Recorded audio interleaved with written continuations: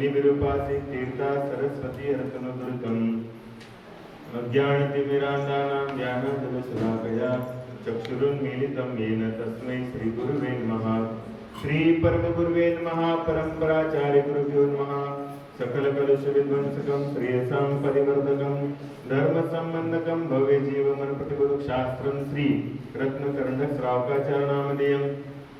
अस्य मूलग्रंथकर्तारा श्री सर्वज्ञदेवा स्वतंत्रग्रंथकर्तारा श्री गंधर्वदेवा प्रगंधर्वदेवा श्री विशावचनुसार मासाद्याचार्य प्रभु श्री समंतभद्राचार्य देवचतुर्थ शास्त्रम श्रोतार्य सावधानतया शृण्वन्तु। मंगलम भगवान वीरो मंगलम गौतमो गणी मंगलम कुंदकुंदार्यो जैन धर्मो अस्तु मंगलम।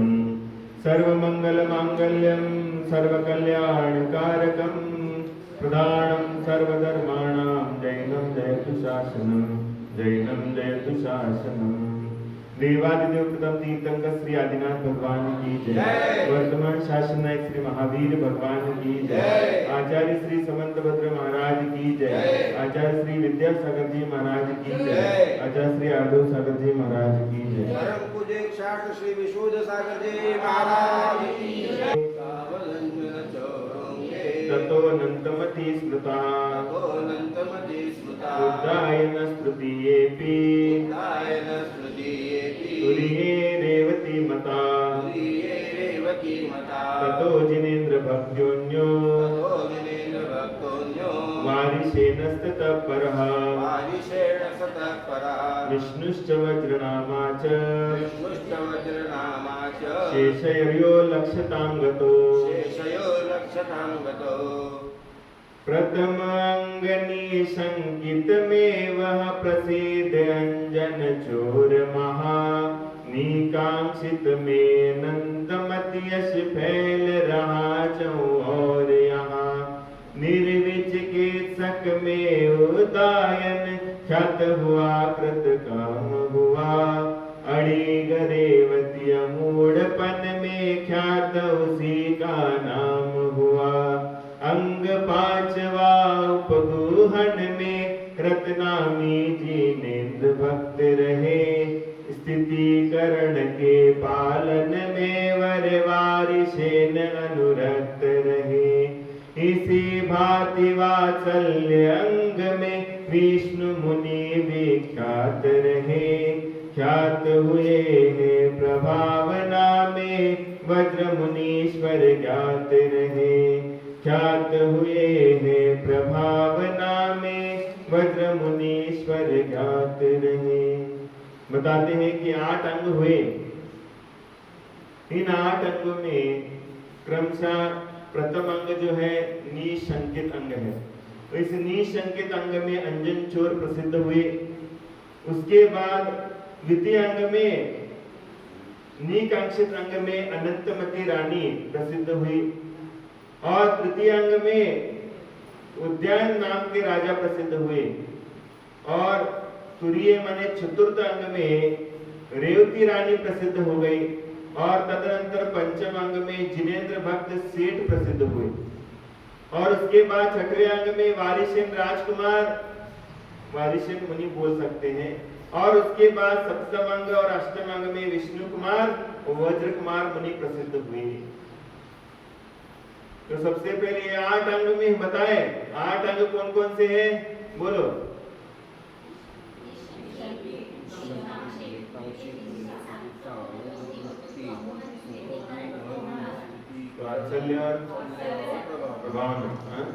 ये 8 अंग बताए। इन 8 अंगों में ये व्यक्ति प्रसिद्ध हुए। तो प्रथम अंग है निशंकित, इसमें अंजन चोर प्रसिद्ध हुए। दूसरा अंग है निकांक्षित, इसमें अनंतमती प्रसिद्ध हुई। उसके बाद तीसरी है निर्विचिकित्सा अंग में उद्यान नाम के राजा प्रसिद्ध हुए। चौथे अंग में अमूढ़ दृष्टि अंग है। चौथे अंग में रेवती रानी प्रसिद्ध हुई। 5वां अंग कौन सा है उपगुहन अंग में वारिशेन कुमार प्रसिद्ध हुए। जिनेन्द्र भक्त सेठ जी प्रसिद्ध हुए। 6वां अंग है सिद्धिकरण अंग है, इसमें वारिशेन मुनि प्रसिद्ध हुए। सिद्धिकरण अंग में श्रेणी और उसके बाद 8वां अंग 7वां अंग कौन सा है वात्सल्य अंग है, इसमें विष्णु कुमार मुनि प्रसिद्ध हुए। और 8वां अंग है प्रभावना, इसमें वज्र कुमार मुनिराज प्रसिद्ध हुए। ये 8 अंगों के प्रसिद्ध मुनिराज हैं, प्रसिद्ध व्यक्ति हैं। हाँ? तो इन्होंने क्या किया, इसी चीजों में क्या किया, इन स्थितियों में जाकर के उन अंगों का पालन किया। इन लोगों की जीवनी के विषय में पाठक परिचय प्राप्त करना चाहते हो तो पुरातन इतिहास ग्रंथों का अवलोकन करें। अभी हम इनकी कथाएं बताएंगे, क्या क्या हुआ, इन 8 लोगों ने क्या क्या किया अपने जीवन में, जिसके माध्यम से इन अंगों में प्रसिद्ध हुए।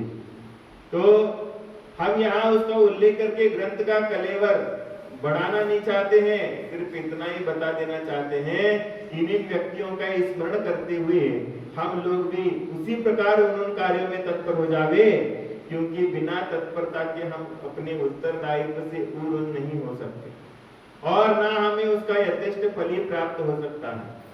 इसलिए इन 8 अंगों का पालन करना हर व्यक्ति के जीवन का एक क्या है, आवश्यक कार्य है, और ये आवश्यक कार्य को हर व्यक्ति को अपने जीवन में करना चाहिए।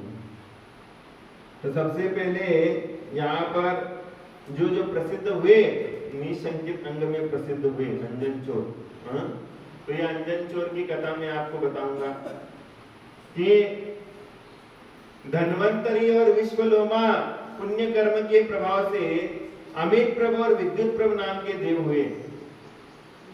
क्या हुआ, धन्वंतरी और विश्वलोमा पुण्य कर्म के प्रभाव से यहाँ पर अमित प्रभ और विद्युत प्रभ नाम के देव हुए। और अमित प्रभ और विद्युत प्रभ एक दूसरे की धर्म परीक्षा करने के लिए पृथ्वी लोक पर आए। जो व्यक्ति पुण्य कार्य करता है वो स्वर्ग में जाकर के देव बन जाता है, और देव बनने के बाद देवों में कुतूहल शक्ति रहती है, कौतूहल करने की शक्ति रहती है। वो आपको डरा भी सकते हैं, आपके साथ हंसी मजाक भी कर सकते हैं, आपके लिए शाप और अनुग्रह भी कर सकते हैं, आपके लिए उन्नति के लिए सहायता भी कर सकते हैं और आपके लिए श्राप भी दे सकते हैं। ये देवताओं में शक्ति रहती है। हाँ? जैसे आपके अंदर शक्ति रहती है, कैसी शक्ति रहती है, अगर आप संपन्नशाली है, धनवान है, तो आप धनवान के माध्यम से गरीब लोगों को दबाने की शक्ति रखते हैं, रखते कि नहीं रखते? हाँ? संपन्नता के कारण धनवान व्यक्ति गरीब लोगों को दबाता है, और गरीब व्यक्ति धनवान लोगों से दबता है। क्यों दबता है? आदमी तो आदमी है, लेकिन फिर भी ऐसा क्यों होता है? क्योंकि उनके अंदर पुण्य है, पुण्य का कारण है, क्या है? संपत्ति है उसके पास, और इसके पास पाप कर्म का उदय चल रहा है, और पाप कर्म के उदय के कारण क्या है, वो व्यक्ति दब रहा है। तो ये जैसे मनुष्य में पाया जाता है वैसे देवताओं में भी पाया जाता है। देवता लोग भी क्या करते हैं, उनके पास विद्याएं रहती है, और विद्याओं के माध्यम से वो एक दूसरे का भला भी कर सकते हैं। भला माने अनुग्रह कर सकते हैं, भला माने के तुम्हें मोक्ष नहीं ले जाएंगे, हाँ? वो तुम्हारे लिए क्या करेंगे, अनुग्रह करेंगे। हाँ? और क्या करेंगे, अगर तुम्हारे प्रति उनको द्वेष हो गया तो तुम्हारे लिए श्राप भी दे देंगे, माने पीड़ित कर देंगे, तुम्हारे लिए रोग पैदा करेंगे। ये सारी स्थितियां इन देवों के पास रहती हैं, ये स्थितियां वहां पर रहती है। इसलिए पुण्य कर्म के प्रभाव से 2 व्यक्ति जो है स्वर्ग में जाकर के देव बने। एक बना अमित प्रभ और दूसरा बना विद्युत प्रभ। अमित प्रभ और विद्युत प्रभ नाम के 2 देव बने, और ये दोनों देव क्या करते, धर्म की परीक्षा लेने के लिए धरती पर आते, और तदनंतर उन्होंने यमदग्नि ऋषि को तप से विचलित किया। मगध देश के राजगृह नगर में जिनदत्त सेठ उपवास का नियम लेकर कृष्ण पक्ष की चतुर्दशी की रात्रि को शमशान में कायोत्सर्ग से स्थित था। क्या हुआ, उन्होंने एक ऋषि के तप को उनका मन चंचल कर दिया, तपस्या करते हुए ऋषि का मन चंचल कर दिया। लेकिन उसी नगर के जिनदत्त सेठ है वो शमशान भूमि में कायोत्सर्ग में स्थित थे, और उसे देख करके अमित प्रभ ने विद्युत प्रभ से कहा कि हमारे मुनि की बात तो दूर रही, इस गृहस्थ को तुम ध्यान से विचलित करो। कहने लगे, जैन मुनियों को तो छोड़ दो, जैन श्रावक जो ध्यान में बैठा है उसको तो कम से कम ध्यान से भग्न करके देखो, दिखाओ।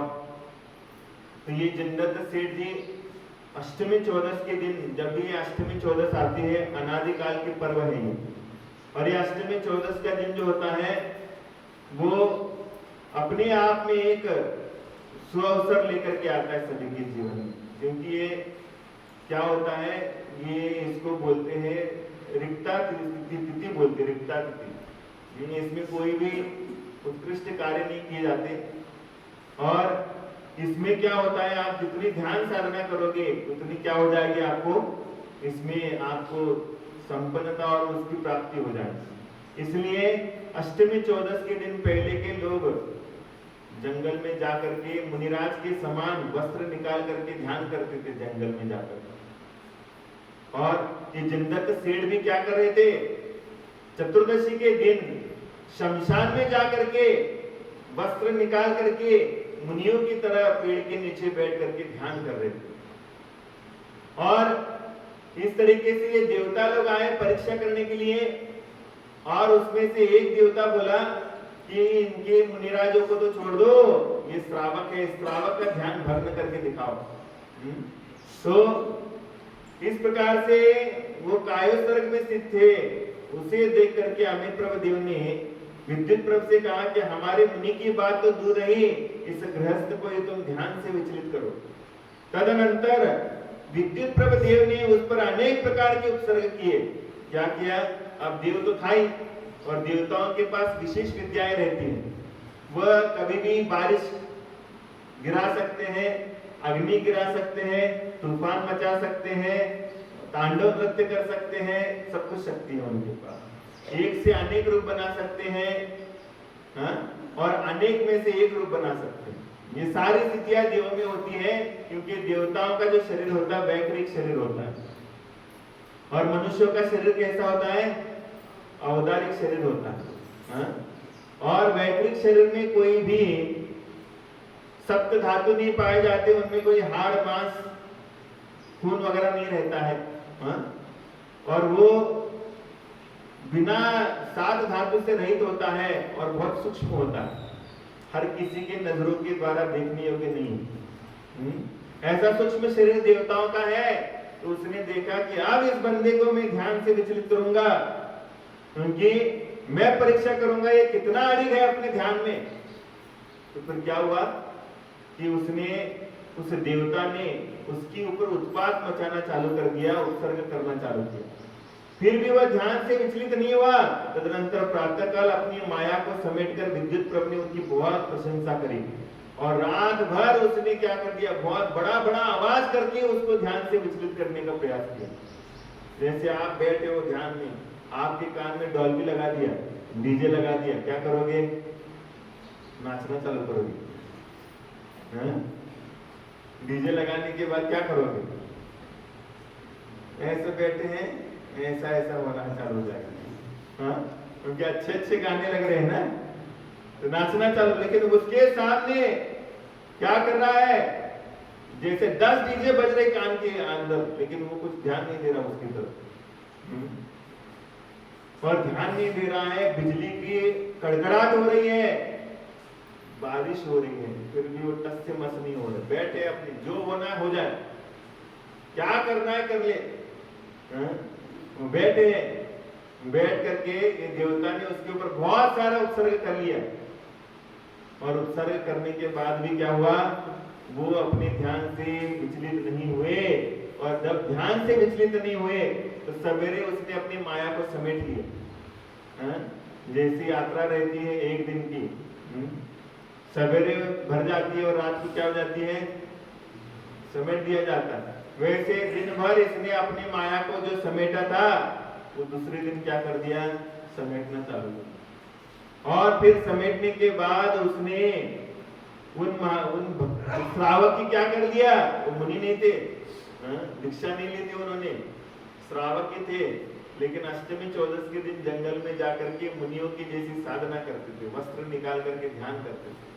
तो क्या किया उन्होंने, क्या कर दी, देवता ने उसकी स्तुति करी कि भैया धन्य है तुम्हारी तपस्या कि तुम्हारा मन जो है विचलित नहीं हुआ, इतना सारा होने के बावजूद भी। तदनंतर विद्युत प्रभु ने माया समेट करके उसकी बहुत प्रशंसा की और उसको आकाशगामिनी विद्या दे दी। क्या करते हैं कि वो देवता ने क्या कर दिया, प्रशंसा की उसकी, और प्रशंसा करने के बाद उसने जो ध्यान लगाया था अविचल ध्यान, उसके बदले में उसको आकाशगामिनी विद्या दे दी। विद्याएं सिद्ध होती है मनुष्यों को, लेकिन विद्या प्राप्त नहीं होती मनुष्यों को। मुनिराज भी आकाश के ऊपर अधर चल सकते हैं और श्रावक भी पानी के ऊपर अधर चल सकता है, लेकिन ये विद्याएं देवताओं के द्वारा होती है। लेकिन मुनिराज को अगर कोई रिद्धि प्राप्त हो जाएगी तो वो उनकी तपस्या के माध्यम से प्राप्त होती है। उसमें कोई देवता उनकी सेवा नहीं करता है, देवता अधीनस्थ नहीं होते, देवताओं के अधीनता में मुनिराज नहीं होते। किसी भी देवताओं की आराधना नहीं करेंगे मुनिराज। और ये जो श्रावकों को विद्याएं प्राप्त होती है, तो विद्याएं प्राप्त करने के बाद वो देवताएं उनको सहयोग करती हैं, लेकिन मुनिराज को देवताएं कोई सहयोग नहीं करती, वो अपने आप चरणों में आकर के गिड़गिड़ाना चालू कर देती। तो उसी तरीके से उनको आकाशगामिनी विद्या दे दी देवता ने। और ये देवता ने आकाशगामिनी विद्या देने के बाद क्या किया, देखो आपको आकाशगामिनी विद्या होती तो आपको क्या करते, एक दिन अमेरिका, एक दिन इंग्लैंड, एक दिन थाईलैंड, ऐसे घूमते बैठते, ऐसे घूमते ना, आज यहाँ पर है तो कल वहां पर। लेकिन उनको जिंदत सेठ जी को भी विद्या मिल गई, आकाशगामिनी विद्या। मैंने क्या, आप मन में जो सोचोगे उस स्थान पे आप एक फ्रैक्शन ऑफ सेकंड में पहुंच जाओगे, आकाश मार्ग से पहुंच जाओगे। ये विद्या है। आप बस सोचोगे कि मेरे लिए कहां जाना है, सम्मेश कर के पहाड़ पे जाना है, अभी समय नहीं लगेगा, आप पहुंच जाओगे वहां। ऐसी विद्या है। आप लोगों को लगता है कि बस विमान में बैठने के बाद ही आकाश में उड़ते बनता है, नहीं भैया, ऐसे ऐसी विद्याएं हैं कि वो विद्याओं में बस मन में आप सोच लो, आपको समय नहीं लगेगा, आप उसी स्थान पे पहुंच जाओ, आकाश मार्ग से पहुंच जाओ। उस तरीके से ये आकाशगामिनी विद्या सिद्ध हुई और विद्या प्रदान करते समय उसने कहा कि तुम्हें यह विद्या सिद्ध हो चुकी है। यह विद्या दूसरों के लिए पंच नमस्कार मंत्र की अर्चना और आराधना की विधि से सिद्ध होगी। कहने लगे ये तुम्हारे लिए तो तपस्या के माध्यम से सिद्ध हो गई, लेकिन अगर किसी को ये विद्या सिद्ध करनी है तो पंच नमस्कार मंत्र का स्मरण करेगा, क्या होगा, उसको ये विधि सिद्ध हो जाएगी, ये विद्या सिद्ध हो जाएगी। जिनदत्त के यहाँ सोमदत्त नाम का एक ब्रह्मचारी बटू रहता था, और ये जिनदत्त जो सेठ था, तो जिनदत्त सेठ के यहाँ पर एक ब्रह्मचारी सोमदत्त नाम का एक बटू रहता था, जो ब्राह्मण था, जो जिनदत्त के लिए फूल लाकर देता था। एक दिन उसने जिनदत्त सेठ से पूछा कि आप प्रातःकाल उठकर कहाँ जाते हैं। क्या करता था वो ब्राह्मण, वो जिनदत्त सेठ के लिए हर दिन पुष्प ला करके देता था, और ला करके देने के बाद वो पूछता है, सेठ जी आप सवेरे सवेरे कहाँ जाते हो। तो सेठ ने कहा कि मैं अकृत्रिम चैत्यालय की वंदना करने के लिए जाता हूँ। कहने लगे मैं कहाँ जाता हूँ, अकृत्रिम जिनबिंबों की वंदना करने के लिए जाता हूँ। आप गए हो क्या अकृत्रिम जिन चैत्यालय, गए हो क्या? गए हो, लेकिन तुम लोगों का होश नहीं है। पिछले जन्म अगर आप देवता बने हैं तो देवता बनने के बाद आप जरूर देखें अकृत्रिम जिन चैत्यालय, क्योंकि हर देवताओं के विमान में एक अकृत्रिम जिन रहता है और उसी की पूजा करने में अपना जीवन व्यतीत करते हो।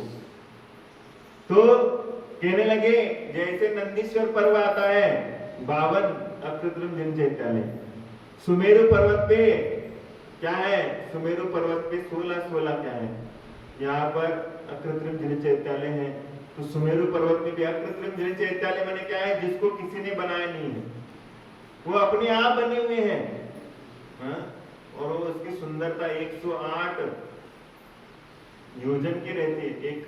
108 क्या हो जाती है, योजन की ये प्रतिमाएं रहती हैं, और जैसे अपने आंख नाक कान होते हैं उसी प्रकार के आकार की रहती हैं और उसी प्रकार के रंग की होती है।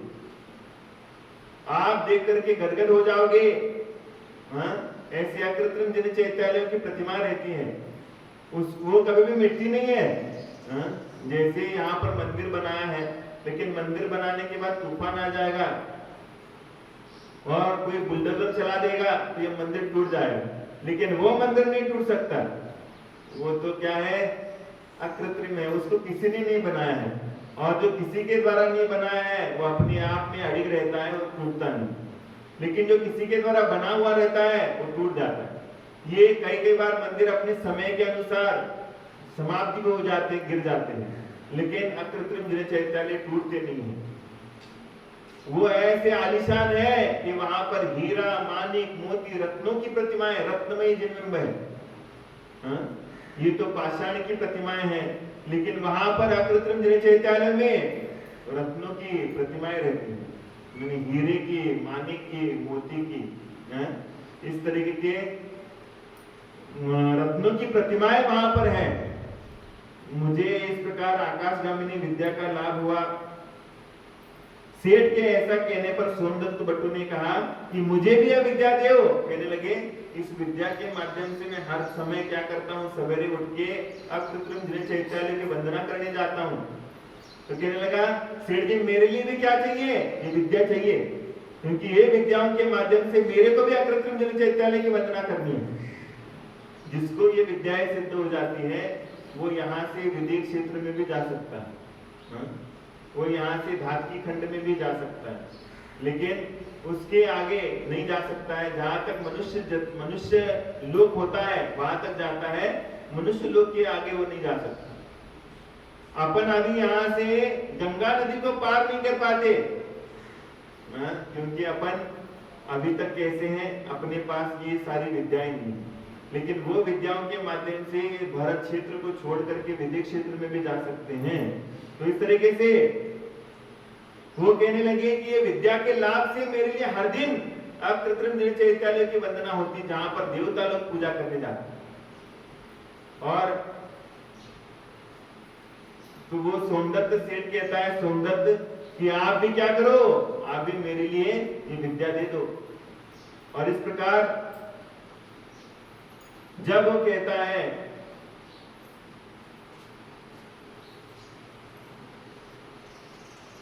जिससे मैं भी तुम्हारे साथ पुष्पादिक लेकर वंदना भक्ति करूंगा, तदनंतर सेठ ने उसके लिए विद्या सिद्ध करने की विधि बतलाई। तदनंतर क्या हुआ, सेठ जी ने उसको विद्या सिद्ध करने की विधि बतलाई कि किस प्रकार से ये विद्या सिद्ध हो जाए।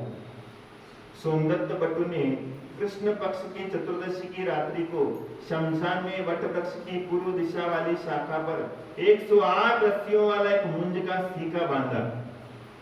आप मत करिए वे सब कुछ, आप मत करियो, क्योंकि क्या है, तुम्हारा कभी भी किसी के द्वारा जिसको ये विद्या सिद्ध होती है वो अगर बताएगा तो उसको भी विद्या सिद्ध हो जाएगी, और जिसको ये विद्या सिद्ध नहीं है और तुम करने जाओगे तो खामखा तुम्हारी जिंदगी खराब हो जाएगी। इसलिए उन्होंने उनको विद्या सिद्ध थी आकाशगामिनी, और आकाशगामिनी विद्या सिद्ध थी, इसलिए उन्होंने बताया कि भैया तू ऐसा कर। तो फिर उन्होंने क्या बताया, कृष्ण पक्ष की चतुर्दशी के रात्रि में शमशान में जाना, क्या करना है, शमशान घाट में जाना, और उसमें वट वृक्ष का पेड़ है, उसकी पूर्व दिशा वाली शाखा में क्या करना है, 108 रस्सियों में एक मूंजा माने सीका बांधना। सीका जानते हो तुम लोग? मैं भी नहीं, मेरे को मालूम नहीं मराठी में क्या बोलते हो। पहले के लोग उसमें सीके में रखते थे ना कुछ ना कुछ तो,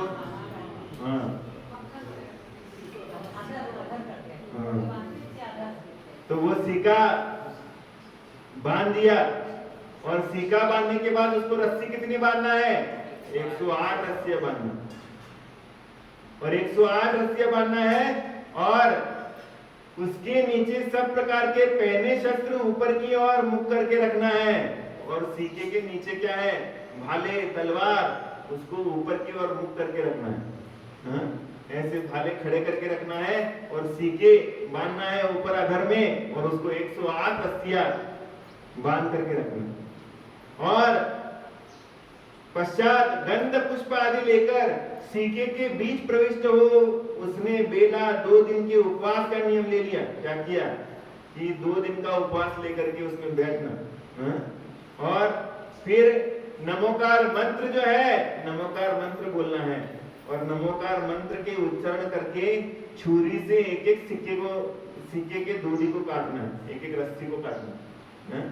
माने उस सिक्के में बैठ करके नमस्कार मंत्र, नमोकार मंत्र पढ़ना है, और क्या करना है, छुरी से एक एक रस्सी काटना, एक एक रस्सी काटना। तो फिर पंच नमस्कार मंत्र का उच्चारण कर छुरी से सिक्के के एक एक रस्सी को काटने के लिए तैयार हुआ, परंतु नीचे चमकते हुए शस्त्रों के समूह को देखकर वह डर गया तथा विचार करने लगा, यदि सेठ के वचन असत्य हुए तो मरण हो जाएगा। वो क्या करता था, सिक्के के बीच में बैठ जाता, सिक्के के बीच में बैठने के बाद नमोकार मंत्र बोलता था।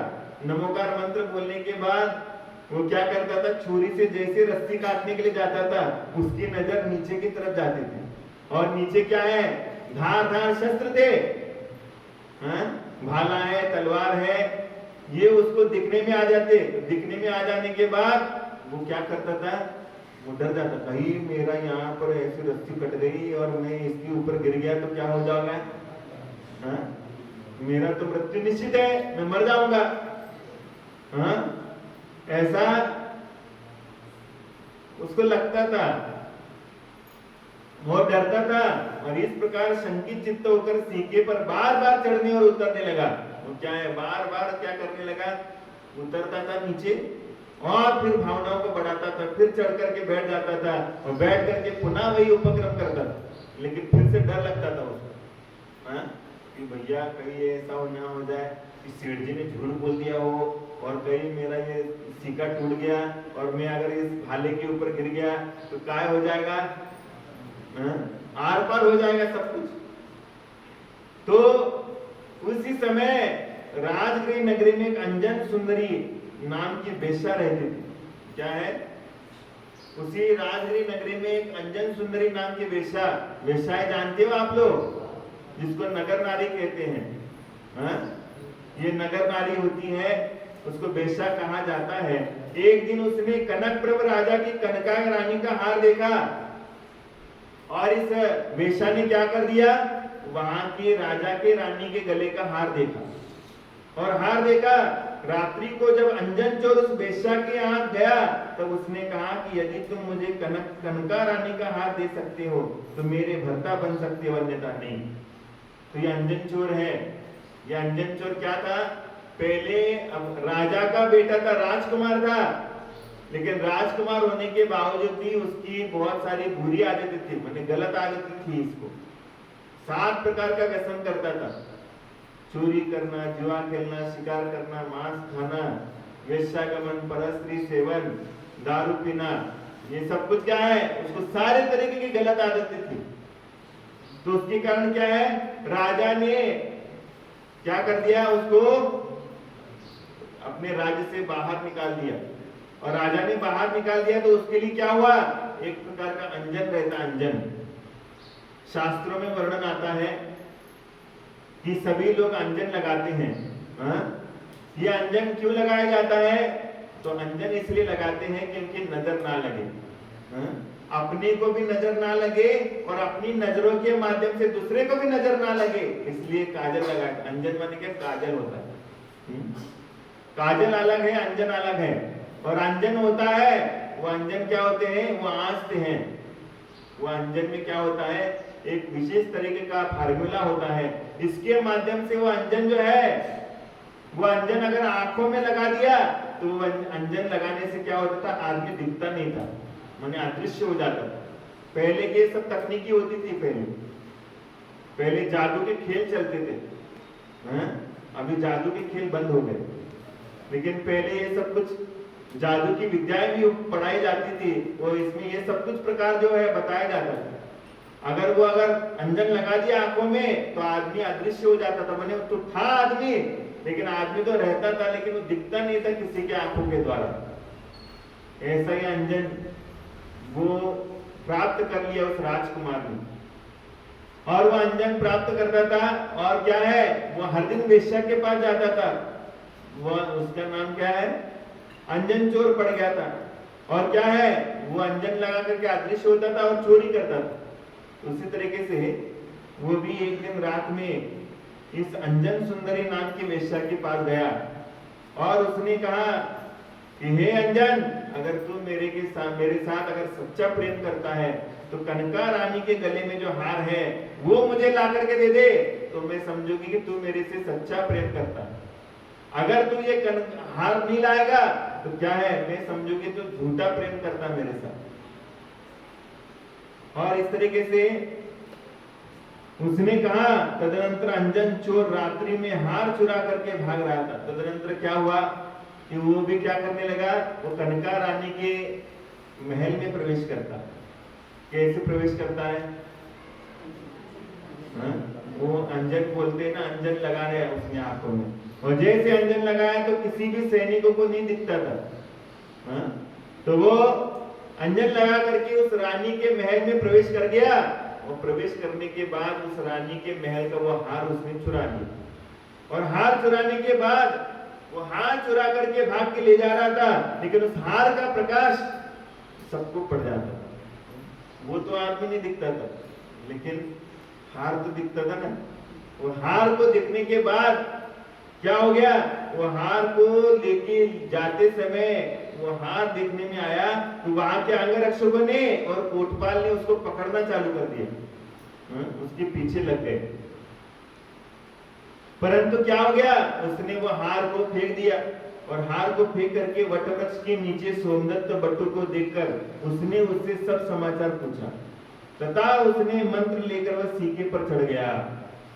अगर ये अंजन चोर ऐसा रहता है, अगर इसको देखना है तो आपको पानी मारना पड़ेगा। अगर पानी मारोगे तो वो दिखता है, अगर पानी नहीं मारोगे तो क्या हो जाता है, वो दिखता नहीं। तो यहाँ पर शॉर्ट में बताया है कि जैसे जैसे वो चोर हार लेकर के भाग रहा था, तो भागते भागते ऐसा हुआ कि बारिश होना चालू हो गई।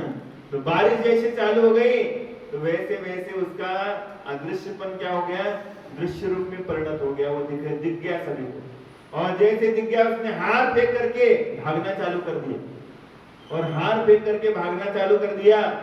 तब क्या हो गया कि एक शमशान घाट में जो सोमदत्त नाम का बटू था, वो क्या कर रहा था, अमावस्या के दिन वो विद्या सिद्ध कर रहा था। काय की विद्या सिद्ध कर रहा था, आकाशगामिनी विद्या को सिद्ध कर रहा था।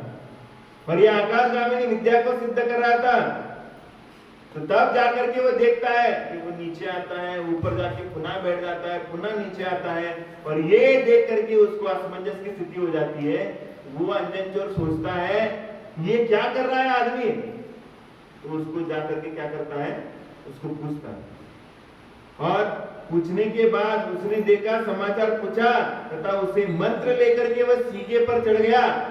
कहने लगा, उसको पूछा कि क्या कर रहा, कहने लगा मैं आकाशगामिनी विद्या सिद्ध कर रहा हूं। ये तुम्हें किसने बताया, तो कहने लगे मेरे लिए जिंदत्त सेठ ने बताया। तो कहने लगा, वो जिंदत्त सेठ को जानता था। कहने लगे सारा संसार झूठा हो सकता है, लेकिन जिंदत्त सेठ कभी झूठ नहीं बोल सकते।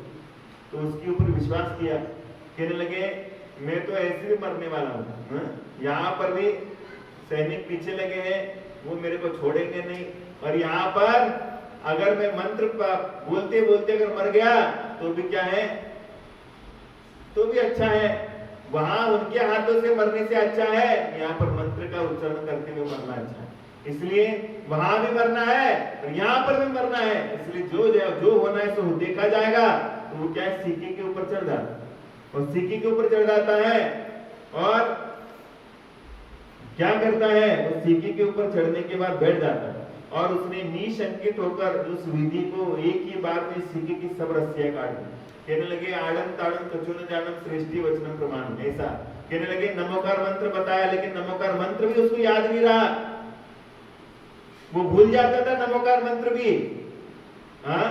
और उसने कहा लेकिन सेठ जी के वचन पे मैं झूठ नहीं हो सकती। इसके ऊपर अकाट श्रद्धा था उसका, और वो बैठ गया उसके ऊपर, सीकी के ऊपर, और एक एक रस्सी काटनी थी, लेकिन इसने क्या कर दिया, तलवार लेकर के एक साथ में सारे के सारे 108 रस्सियां काट दी उसने। और 108 रस्सियां काटने के बाद वो जो सीखा है वो शस्त्र के ऊपर गिरने लगा था, तो वहां पर आकाशगामिनी विद्या ने आकर के उसको झेल लिया। क्या कर दिया, आकाशगामिनी विद्या आ गई और उसने क्या कर दिया, उसको सीखी के अधर में पकड़ लिया और उसको विद्या सिद्ध हुई। और विद्या ने उससे कहा कि मुझे आज्ञा दे दो, अब मैं तुम्हें सिद्ध हो गई। कहने लगी कि अब मैं तुम्हारे लिए सिद्ध हो गई हूं, अब तुम मेरे लिए आज्ञा दे दो कि मेरे लिए तुम्हें कहां लेके जाना। तो अंजन चोर ने कहा कि मुझे जिंदत सेठ जी के पास ले जाओ। कहने लगे कि जिसने ये विद्या सिद्ध करने के लिए जो विधि बतलाई, तो जिंदत सेठ जी के पास ले जाओ। तो उस समय जिंदत सेठ सुदर्शन मेरु के चैत्यालय में स्थित थे। उस समय वो जिंदत सेठ कहां पर थे, सुमेरु पर्वत पर अकृत्रिम चैत्यालयों की पूजा कर रहे थे। और विद्या ने अंजन चोर को ले जाकर के सेठ के सामने खड़ा कर दिया। अपना पिछला वृत्तांत कहकर अंजन चोर ने सेठ से कहा कि आपके उपदेश से मुझे जिस प्रकार ये विद्या सिद्ध हुई है, उसी प्रकार परलोक की सिद्धि के लिए भी आप उपदेश दीजिए। कहने लगे आपके वचन को सुनकर के मैंने आकाशगामिनी विद्या सिद्ध करी, मैंने ये विद्या को सिद्ध कर लिया, लेकिन आप हमारे लिए उपदेश दे दो जिसके माध्यम से मेरे लिए परलोक की भी सिद्धि हो जाए, मेरा परलोक भी सुधर जाए। क्योंकि चोर भी क्या हो जाएगा, अंजन से निरंजन बन जाता है, चोर में भी सुधार हो जाता है, परिवर्तन हो जाता है। तो कहने लगा मेरे लिए भी कुछ शिक्षा दे दो जिसके माध्यम से मैं भी अपने जीवन में कल्याण करने के रास्ते पे आगे बढ़ूं। तदनंतर उन सेठ जी ने उनको उपदेश दिया और उन सेठ जी ने बताया कि संसार में क्या होता है, दो तरीके के धर्म होते हैं, एक मुनि धर्म होता है और दूसरा कौन सा है, श्रावक धर्म। एक श्रावक धर्म होता है और दूसरा, इसके अलावा तीसरा कोई धर्म नहीं है संसार में।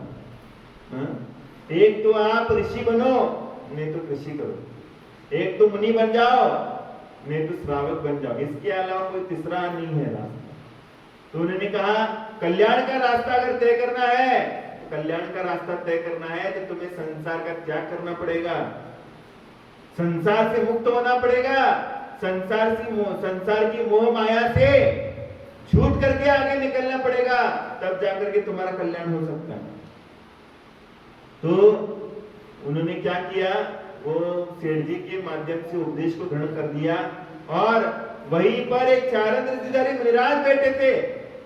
देखो उनको भी रिद्धि प्राप्त थी। चारण ऋद्धिधारी माने क्या, मुनिराज के पैर चलते नहीं है लेकिन वो आकाश में से निकल जाते हैं, आकाश मार्ग से निकल जाते हैं और उनको जहां जाना है वहां पर जा सकते हैं। उनको कोई चलने, किसी भी जीव को तकलीफ नहीं होती, किसी भी जीव को ना हवा को तकलीफ होती है, ना पत्तों को तकलीफ होती है, ना जमीन में तो चलती नहीं, वो तो आधर चलते हैं आकाश में। ऐसे चारण ऋद्धिधारी मुनिराज वहां बैठे थे जिनेंद्र भगवान के मंदिर में, और वहां पर जाकर के इस अंजन चोर ने क्या कर दिया, उन मुनिराज से निवेदन करके दिगंबरी दीक्षा को धारण कर लिया। और दिगंबर दीक्षा को धारण करने के बाद क्या कर लिया, उसने तप को धारण कर लिया, तपस्या करना चालू किया। और तपस्या चालू करनी है, और तपस्या चालू करने के बाद कर्मों का नाश कर दिया, और कर्मों का नाश करके उसी भाव से मोक्ष को प्राप्त कर लिया और सिद्ध पद को प्राप्त कर लिया। ऐसे अंजन से निरंजन बनने वाले ऐसे मुनिराज की जय जयकार हो, जिन्होंने अपने जीवन में पाप का त्याग कर दिया और पाप का त्याग करने के बाद अपने आत्मा को प्राप्त कर लिया, और आत्मा को प्राप्त करने के बाद अब वो पुनः कभी संसार में नहीं आएंगे, हमेशा हमेशा के लिए सुखी बने रहेंगे।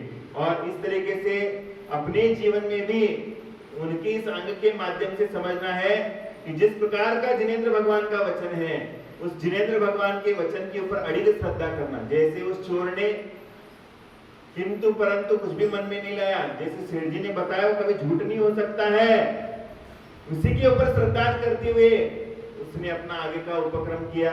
उसी तरीके से आप लोगों को भी जिनेंद्र भगवान के वचनों के ऊपर याता तत्तम विनाश विपरीतम, क्या करना है, ऐसा ही है, इससे विपरीत कोई भी नहीं है, ऐसा श्रद्धान करते हुए अगर आप चलोगे तो आपके जीवन में भी ये अतिशय चमत्कार जीवन में घटित हो जाएगा और आपके जीवन का भी कल्याण हो जाएगा।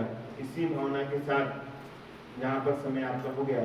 जब लोग महावीर भगवान रुको, आप बोलो, कुछ भजन बोलना है।